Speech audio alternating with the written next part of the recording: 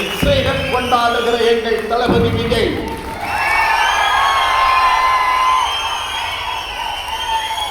ஒரே நேரத்தில் மத்திய அரசையும் மாநில அரசையும் டெல்லியில இருக்கிற எஜமானர்கள் கொள்கை எதிரிகள் தமிழ்நாட்டின் தர்பார் மண்டபத்தில் இருக்கிறவர்கள் அரசியல் எதிரிகள் என்று அடையாளம் காட்டி தமிழ்நாட்டு அரசியலில் ஒரு புதுமையை நடவு செய்தவர் எங்கள் தலைவர் தளபதி விஜய்.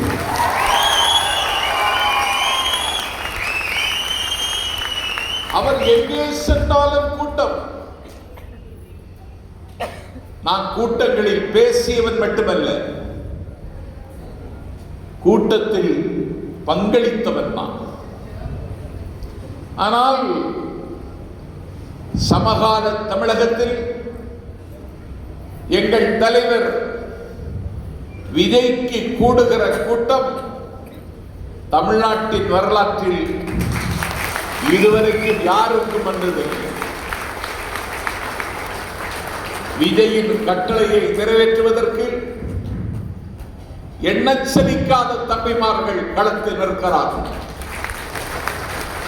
ஒரு கட்சியினுடைய தலைவிதியை இளைஞர்கள் தான் தீர்மானிக்கிறார்கள் என்றால் அந்த இளைஞர்களின் கொள்ளிடம் தமிழக வெற்றி கழகம் என்கிற மகிழ்ச்சியில் முன்னால் நிற்கிறது. நமக்கு எதிரியாக கருதப்படுகிறவர்கள் எல்லாம் காலாவதியாகி போனவர்கள். இவ்வளவு இளைஞர்கள் இருக்கிறார். I offer neither pay nor quotas nor professions.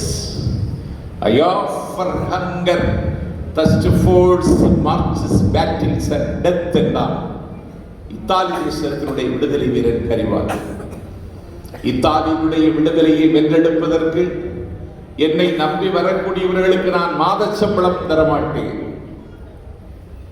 நான் வேலை வாங்கி தரமாட்டேன், நான் வீடு கட்டி தரமாட்டேன், ஒரு தொழில் உருவாக்கி தரமாட்டேன்.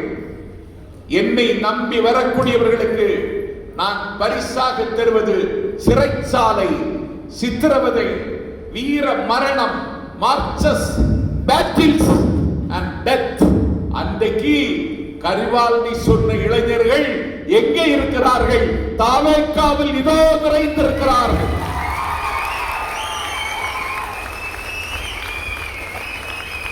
நீங்களே தமிழ்நாட்டின் காலை பொழுதை தீர்மானிக்க பிறந்தவர்கள். கட்சியின் பெயர் வைத்த அன்றைக்கே நாஞ்சில் சம்பத் மாற்று முகாமில் இருந்தாலும் விஜயை பாராட்டி நான் ஒரு வலைத்தளத்தில் பேட்டி கொடுத்தேன். பிறப்புக்கும் எல்லா உயிருக்கும் சிறப்பமா சிந்துடல் வேற்றுமையாகும். 2000 ஆண்டுகளுக்கு முன்னால் மண் செழிக்க மழை பொழிந்தது போல மனம் செழிக்க பாடிய வெள்ளம் இந்த சமூகத்திற்கு தந்திருக்கிற மருந்தான கொள்கை பிறப்புக்கும் எல்லா உயிருக்கும். பிறப்பின் பேரால் பேதம் காட்டுகிற அநியாயின் கொடுமையும் இன்றைக்கு நடக்கிறது. புதிய பாராளுமன்ற கட்டிடத்தை திறந்தார்கள். இந்தியாவுடைய குடியரசுத் தலைவர் திரௌபதி முர்முவுக்கு அழைப்பில்லை. அயோத்தியிலே ராமனுக்கு கோவில் கட்டினார்கள். இந்தியாவுடைய குடியரசுத் தலைவர் திரௌபதி முர்முவுக்கு அழைப்பில்லை.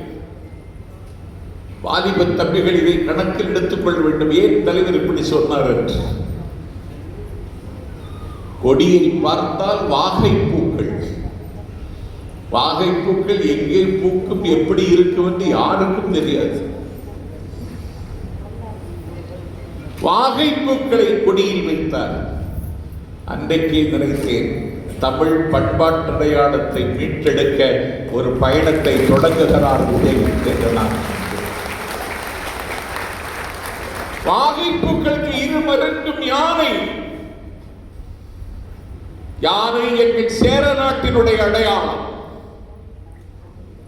அது போர் யானை. எத்தனை எதிரிகள் எந்த வடிவத்தில் வந்தாலும் தன்னுடைய தும்பிக்கையால் துவம்சம் செய்கிற யானையை எங்கள் கொடியில் பதிவு செய்தார்.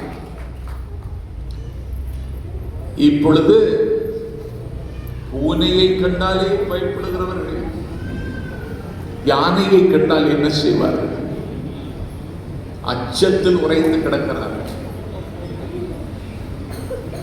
தளபதி தலைவர் விஜய் அவர்களின் பெயரை சொல்லி பேசவே அவர்களுக்கு மனம் இல்லை.